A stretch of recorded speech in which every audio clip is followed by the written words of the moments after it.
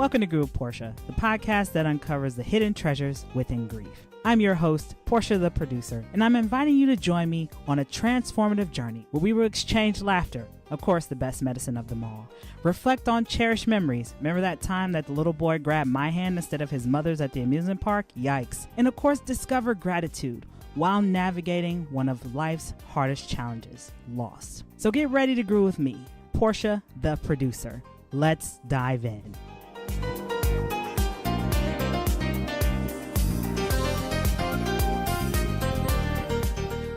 Hello, everybody, and welcome back to Groove with Portia. I am your host, Portia Booker, and as always, don't forget to like, share, and subscribe to keep up with all things Groove with Portia. One of the things many of you may not know about me is that I absolutely love documentaries. There's something unique about the type of storytelling that goes into producing a documentary film. And recently, I had the opportunity to watch Turning Blue, which was produced by Dana and Chris. And let me say something about this documentary really quick. We often think about documentaries that portray grief, end of life as just that, right? Dark, gloomy, doom. But one thing I can say about this film is that there was love. That was the premise and sole message within this film. So today I have the opportunity of being joined by the directors of the film. So welcome, Chris and Dana, to Groove with Portia. How are you today? Great. Thank you. Thank you for having us. So Dana and Chris, before we jump into the film itself, because I've watched it twice and I noticed several themes outside of what I mentioned about love. There's caregiving involved. There's also that walk of the end of life journey, the wrestling with guilt, wrestling with, do I want support at this last moment of my loved one's life? And I'm curious, Dana, for you, when you think about your mom during the production of the film, and obviously you had Kathy Chiffant play your mom, I'm curious for our audience, what do you want people to remember about your mom outside of the film? Oh gosh, that's such a good question. Carol, my mom, Carol, she was such a courageous woman. And I know, Portia, you and I have had these conversations about our moms, and so it hits really home for both of us. I cared for her full time. We cared for her. Chris helped to make all the money so I could stay home and care for her full time for about 3 years. And I think, my mom isn't just those last 3 years, right? My mom is this amazing woman throughout her entire life. But when she was transitioning, even when she was just diagnosed initially, and then she was still working and, staying vibrant before she ended up having to slow down, there wasn't a moment where she didn't attach or approach it, with courage, and sort of this sort of courage and this hopeful sense of just being somebody who was still my mom and still somebody in the community and still somebody who wanted to care about people. She never felt sorry for herself. She never complained, you know. And in fact, we have this joke about her where, she would, Carol would just be, don't worry about me. I'll just sit in the corner. I don't need any water. I don't need any food, just whatever. But she never, ever complained. And I think she was in a weird way more worried about us than she was about herself. And that was just the selfless nature of her, which made it so easy to care for her, because all you want to do then is just to love on her as hard as you can and to make things as easy as you can. But that was her. She was courageous. She was also an incredibly adventurous woman. She moved to New York when she was like 18 or 19, I think, from Nebraska. She was a farm girl from Nebraska that moved to New York City and started a whole new life. And so she was just this force of nature. And I'm very, very gifted to have been her daughter. So. Wow. I love you brought up about how you both had this joke about your mom, and I could tell that in the film that you captured some of her humor when it was her birthday and she brought up about how you almost blew her up, right? Like, and even when the caregiver came and she offered her some of the vanilla cream cake. Right. Right. Well, and if you don't mind, I'll just jump in. It's so funny because Kathy Chalfant is one of the greatest actresses of all time, and she actually met my mom years ago in LA, so it was very special that she got to play her. And that was a true story about the blowing up. My mom actually said that because she was on oxygen, right? So that's what you're worried about, right? And we ended up, when she first got sick and first started going on oxygen, none of us knew what we were doing. It was all new to us. And I remember her first birthday, I lit the candles, and we were like, oh my gosh, what are we doing? Mom's like, well, you almost blew me up. And so, like, when we were writing the script, I was like, I have to put that in there because it was actually, we all panicked, but we laughed about it afterwards. Luckily, it worked out okay. So yes, and Kathy, being Kathy Chalfant and being just this extraordinary talent, an artist, she was able to turn that and just make it such a comedic nugget. It was very special. Yeah. I can relate to that, Dana and Chris, because my mom was also on oxygen. And we had one time a barbecue at our house. Gosh. And let's just say that my aunt wasn't paying attention when she was bringing out the lighter fluid. So we almost had an accidental 4th of July at my house in the Oh middle my of June. gosh. Oh my gosh. So I Yeah. can relate to Yeah. you Yeah. there. Yeah. Yeah.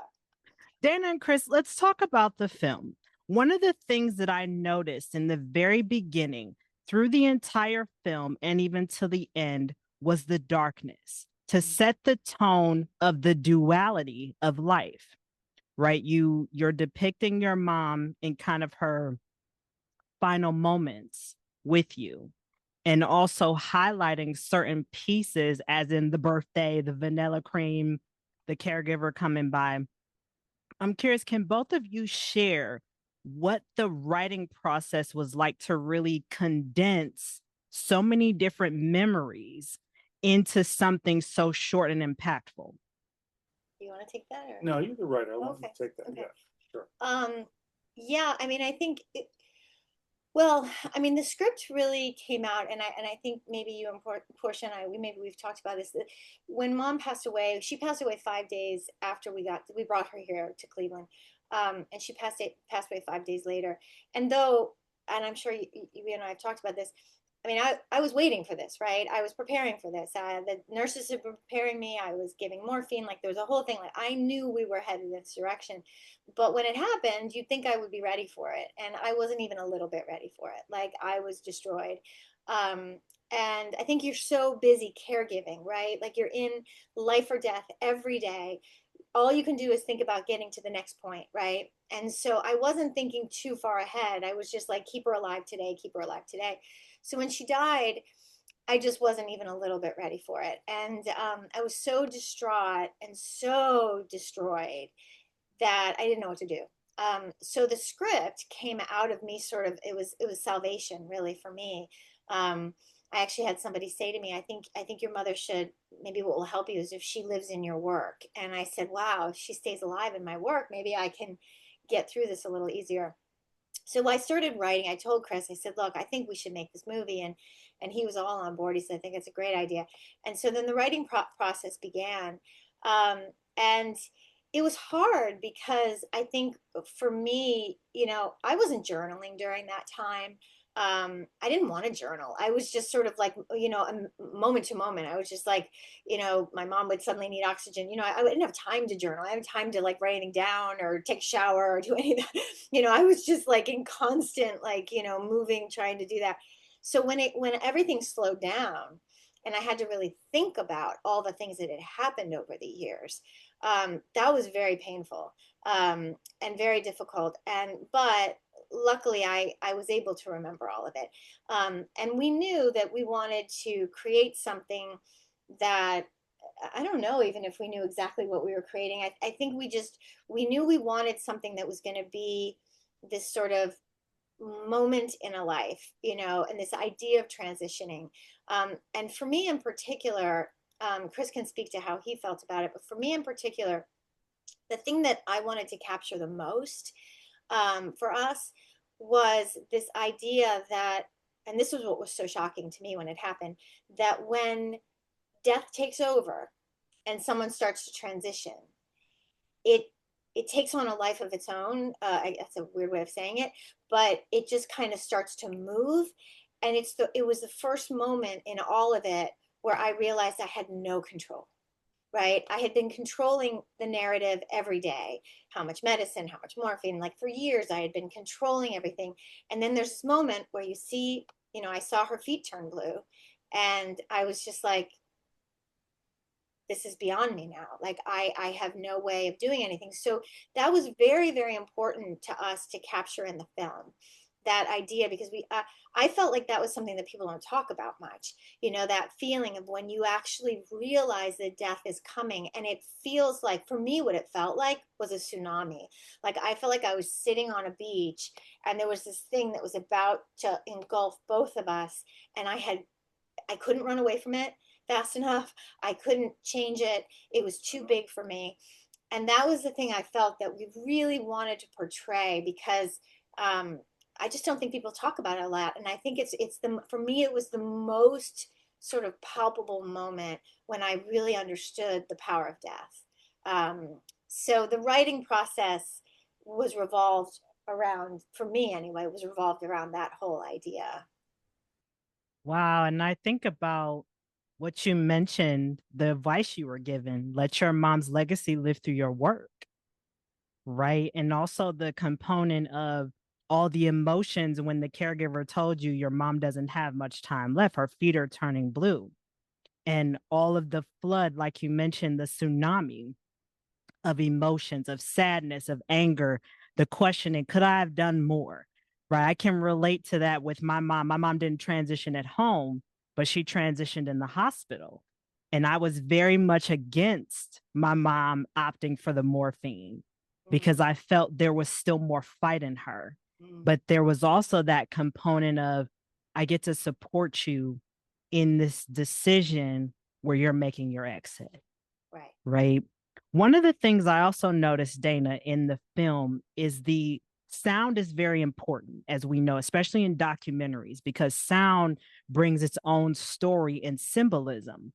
And the sound that stands out so profoundly in my mind is your mom's breathing on the oxygen. Mhm. And I'm curious for both of you, if you would share a little bit about what was the choice behind making that sound profound throughout the entire film, and also kind of what that symbolizes as far as the transition between the physical realm and onward. That's a great question. I mean, I love that you're coining it around documentary, even though it's not technically a documentary, right? Because it's a narrative, right? So Mm-hmm. so but because Fictional it's a recreation. fictional, Yeah. I guess you could call that a fictional narrative, right? But this idea of documentary is super interesting because of the fact that it's so based on our life, right? And yeah, in the same way, this idea of sound is, for Chris and I, sound is such a critical part of our films. Like the set, we always talk about the idea that when we make a movie and then we go into sound design, um, that's when the movie comes alive, right? Then you're like, oh my gosh, there's the movie that we envisioned, right? Once we get the sound designer involved. And I think one of the reasons that, and Chris, you can speak to this too, like I think one of the reasons that we were using the oxygen in the sound was because that sound never went away in our Mm-hmm. house. Like it was the one piece that when she died, I remember the silence. Like, and I'm sure you can attest that if your mom was on oxygen, it's a very particular sound. Like it's with you all the time. It's almost a weird lulling thing that sort of lulls you almost to sleep, because I would sleep in the chair next to her for months, and like you're just like, it kind of makes you fall asleep. And then if something goes wrong with it, you're like, wait a minute, is there something wrong with the oxygen? Which happened to us once, where the machine malfunctioned and I had to run over, but it was because I heard that sound. Like I heard the sound didn't sound the same, right? um, so for us, bringing that into the movie was so important, because it's such a palpable metaphor for life, right? It's that thing that's giving her life. And then when that silence goes away and there's no more oxygen, I just remember lying in bed with her until they came to pick her up after she had passed. And it was so quiet. And it was like I couldn't quite process that, because for what, she was on oxygen for what, at least a year. Like for a year, that sound was constantly in my head. So I think it was really, I mean, I don't know, how do you feel about that? Like how we approached it? Well, yeah, it was a symbol for her life, for the life that the daughter is trying to keep going. Uh, and one thing we really discovered, particularly in post production, was that the movie takes place basically on the first floor of this house, and there's three main areas. There was the area at the beginning of the film where it's the kitchen, living room, front door area. There was that middle room that she passed through and where she got the news of that her mom's feet are turned. And then there's the bedroom itself. And those were three distinct sonic environments. So the noisiest environment was actually when she opens the door to the outside. It gets a lot when she accepts a package. She closes the door and it becomes a lot more quiet. But that's actually the noisiest room in the house. So we allowed the most amount of noise in that house, the outside sounds. When we got to the middle room was called, we call it the river room. It's actually the house that we live in. And the sound designer discovered a sound he wanted to inject there. It was the sound of a clock, and it was the ticking of a clock. So we reduced the amount of sound from the living room area, and it was less. And what prominent was the clock, and what that was a symbol for the fact that we all live in the field of time. This woman has a limited amount of time on Earth, and as we all do. And when we get to that ante room, it's kind of like the waiting room to our launch off to wherever we go after we're alive here. So it's a symbol for we're in the field of time. And then we go into the bedroom, and the sound of her breathing becomes louder, and almost everything else melts away, and it's almost completely silent. So that room symbolized this, I guess, train station platform that we stand on before we leave this earth. And that's what that room was. And lighting wise, we wanted the film to seem like you're not really sure what time of day or night it is. So it's kind of dark a lot, but you're not sure if it's like dusk or if it's daylight. And we had discovered from caretaking, you were doing most of it. I was there for a good deal of it too.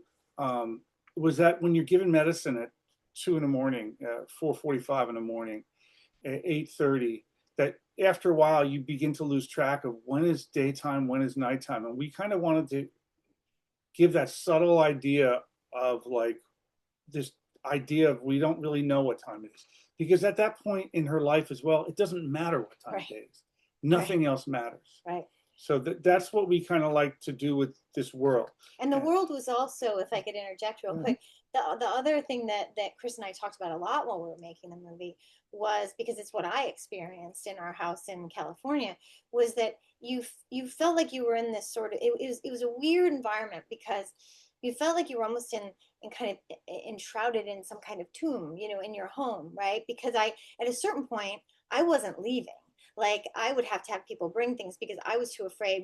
If we didn't have a nurse there, like occasionally the nurse would come in, but if she wasn't there, then I would not leave, because if something went wrong, my mom was utterly, vulnerable.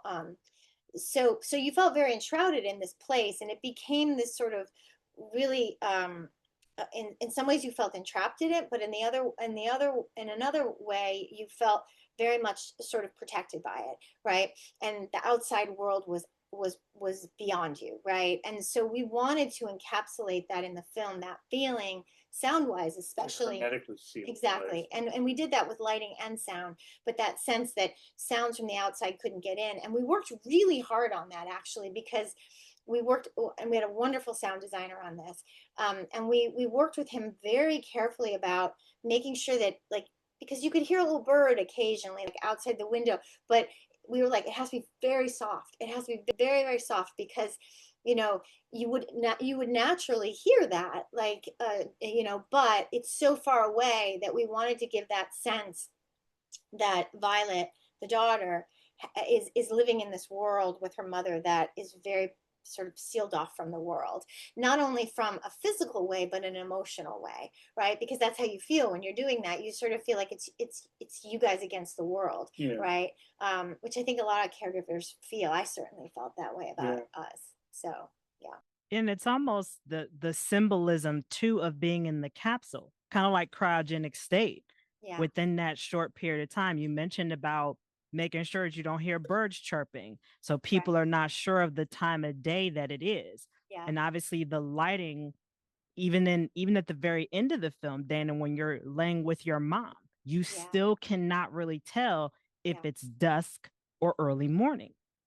Right. And the other thing I noticed too, outside of the oxygen in the film, the other thing that stands out too is obviously your mom's humor, but just that level of noticing how quiet it is too. Now that you bring it back up, I'm like, yeah, you're right. The outside, I remember you opened the door and the package and it being loud, but then it was sealed shut. So it's amazing how the power of sound also tells its own story. Before we continue with the conversation, Dana and Chris, if our audience wants to obviously watch the film Turning Blue, look at some of your other work, how can they connect with you? They could see it three different places. They could see it directly on our website, which is at christinafilms.com. We have some other films of ours that are on there as well. We just got kind of distribution for the film through Crafty Films, and we could send you a link to that. So it's associated with YouTube. It's a free.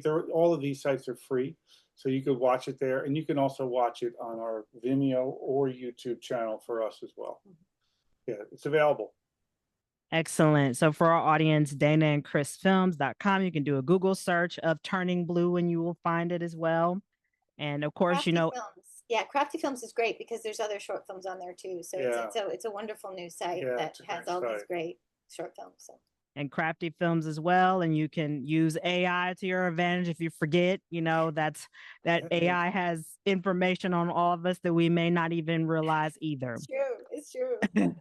We were actually checking that the other day to see what AI says about us. So yeah, there's stuff up there. Hey, I mean, it does. It pulls up information about us that we may not even remember.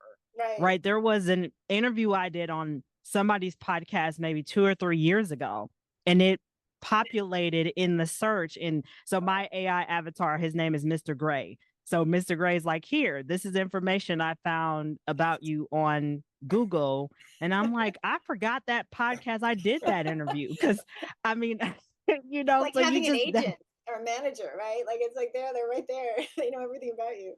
Yeah, it's like, okay, well, I guess you just never know, right? Well, Dana and Chris, this has been an awesome conversation to learn about Turning Blue, the message that you want people to get from it, the amount of design, crafting, script writing, even down to deciding on the sound and lighting and time framing of the film shows the true artistic skill that both of you have. Before we conclude our conversation for today, Dana, one of the things that I brought up in the beginning was that I really struggled when my mom opted for the morphine drip. And I could tell in the film, you obviously playing yourself, but obviously Violet, you struggled when the caregiver said to you that your mom had so many hours to live. When was the last time you gave her some morphine to keep her comfortable?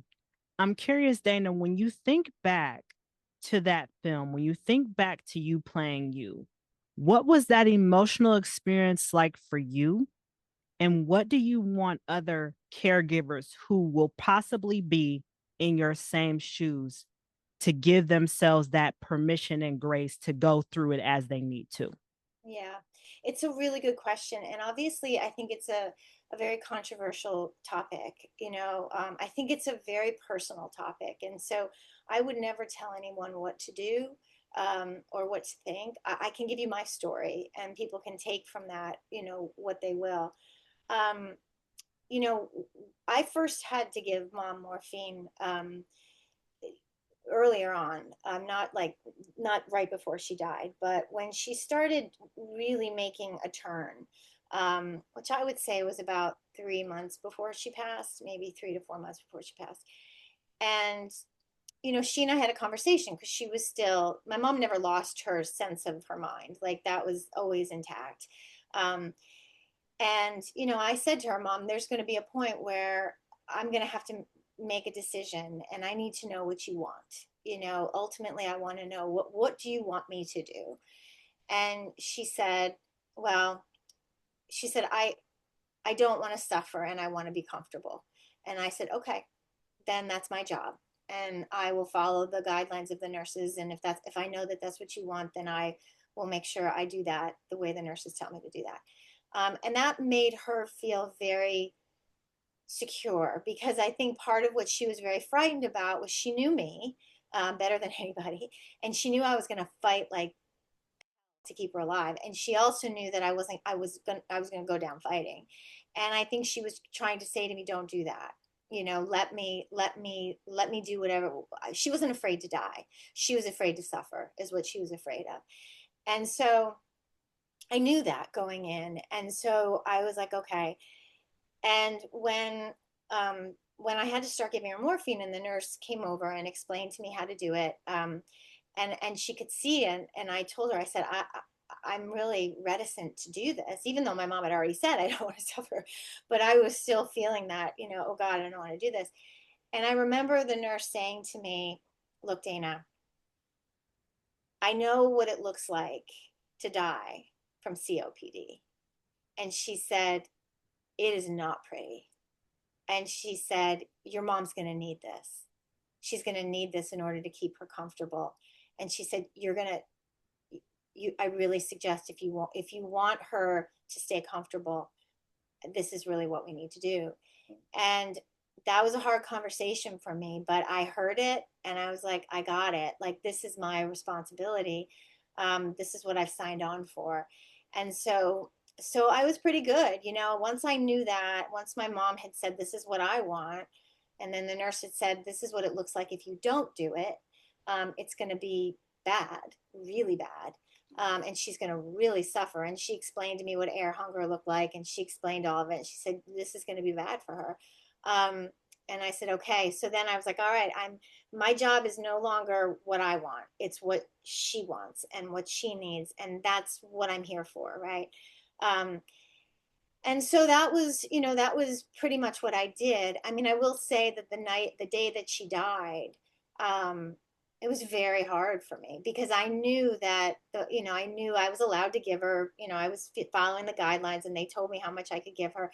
And it seemed like a lot to me, and I was really scared to give her as much as I was allowed to give her. And it was very, very, very hard for me. Because I knew that what was happening was I was really, I was just helping her stay comfortable so she could let go. So I don't want to say it was easy, because that would be disingenuous to say that I didn't struggle with it.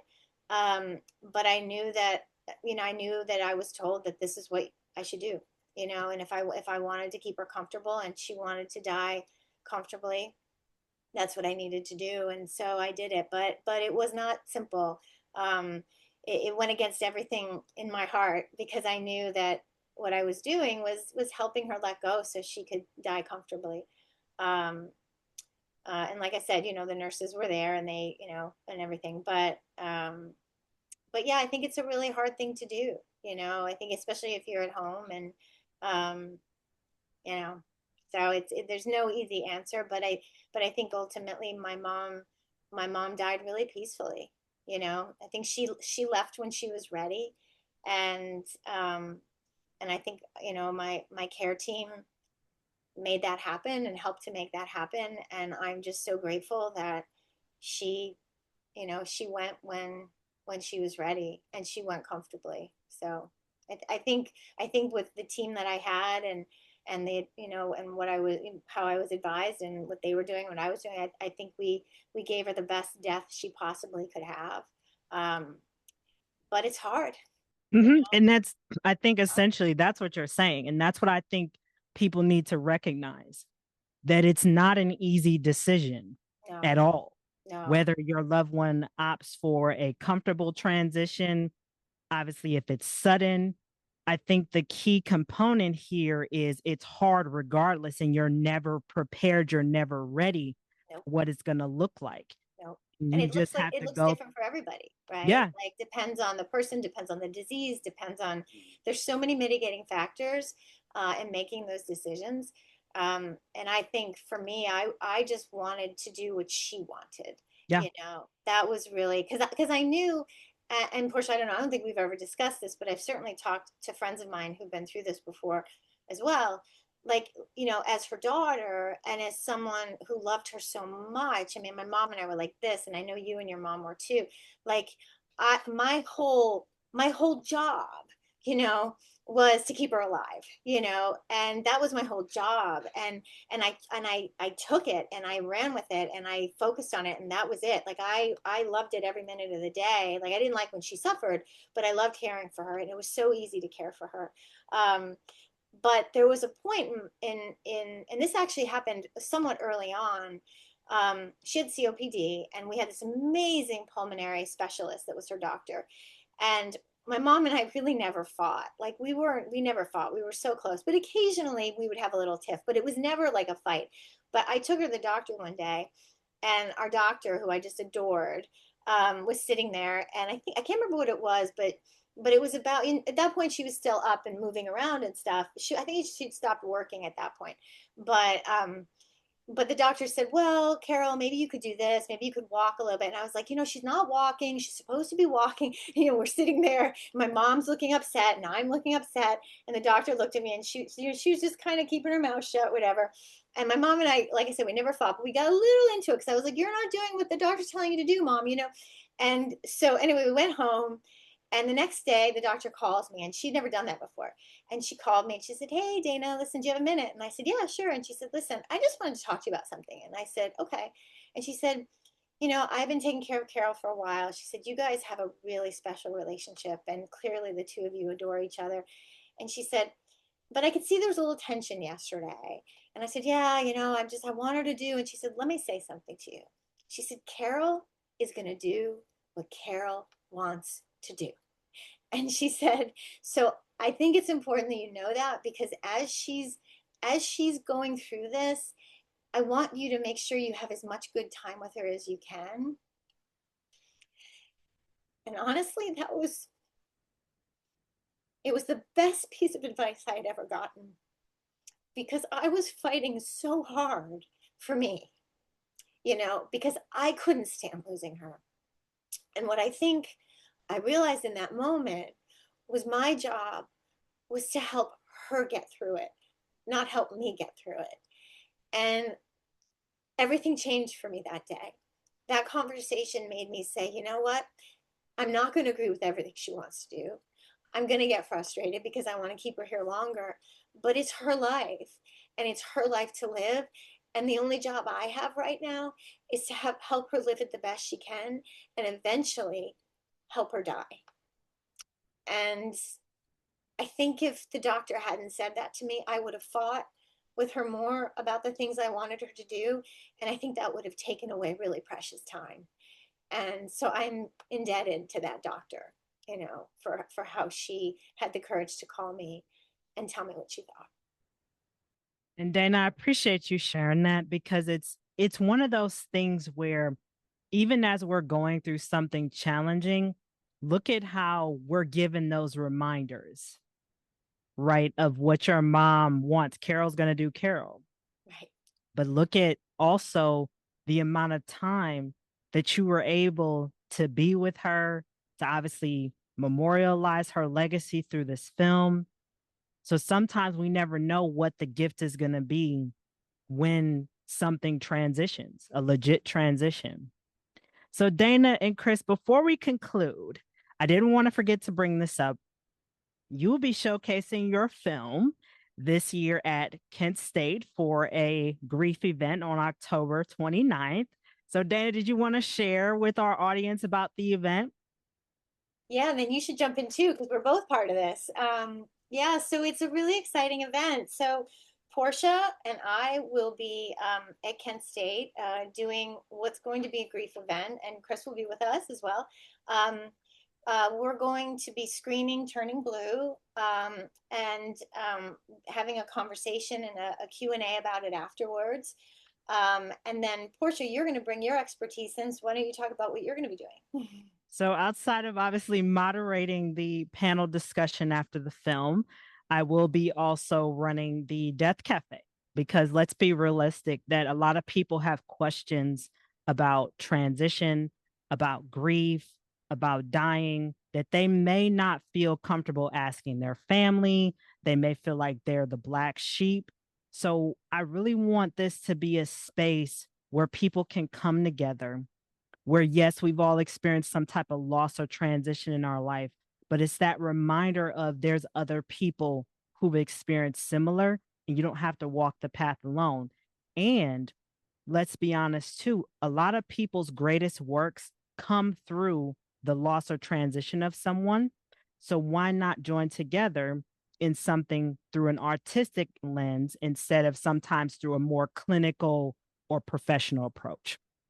So that's what this event is all about. It's called The Colors of Our Grief, an evening of creative expression. It is on October 29th this year at Kent State. So I'll put the link and everything in the show notes of the show. So that way, if you are interested in coming, you can reach out to me, obviously, reach out to Dana if you have questions. So I'm really excited, Dana, because I know this has been a conversation for a couple of years that we've had to get this out into the community, because people need it more than anything. People are more vocal about their grief today than once before.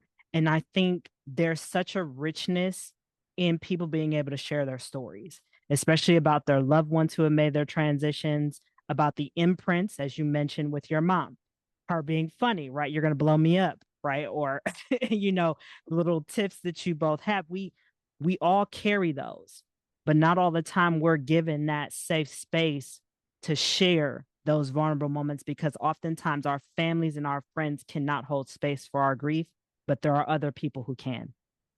Absolutely. And I think that, it's so exciting for me, Portia, because like you said, we've been talking about this for a couple of years, and, we knew we were going to do something, and now we're doing it. Right. And I think the one thing that you and I have been saying consistently, is this idea of community, right? Because I know for me, obviously Chris and I were together, so I've always had him, but it was kind of us against the world. And I always felt a sense of loneliness through it, and I think that the more people can feel like, what, other people are feeling exactly the way you're feeling, it does lift it a little bit. I mean, it never goes away. It's not that obviously time is the thing that helps the most, right?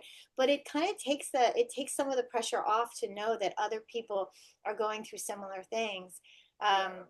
We also screened this for Death Cafe before, and they're amazing experiences, because it's exactly that. People feel like they're not alone, and they could just talk to other people that have been through it. Look, we're all heading in that direction, all of us, right? And that's one of the most amazing things as well, to when you see somebody to the end of their life, it really puts your own mortality in perspective as well. So it's a really powerful. I really encourage people, if they watch this, to try to make that screening, because there's nothing like being in theater and just watching this film, and then just everybody sharing it afterwards. Death cafes are really amazing. I encourage people to go. Yeah. I 100% support it. I mean, all of us have been in Dana, both you and I have walked this journey with both of our moms, and it's not easy. It's bittersweet. We get to say hello, but it's never easy to say goodbye to our person. So I encourage all of you who want to build that sense of community, watch a great film, and give yourself that permission to grieve with others who are going to put their arms around you. I encourage you to come. Well, everybody, that was Dana and Chris that you heard from today on Grew Up Portia, the directors of Turning Blue. And that concludes our conversation. And until next time, everybody, peace and hair grease, everyone.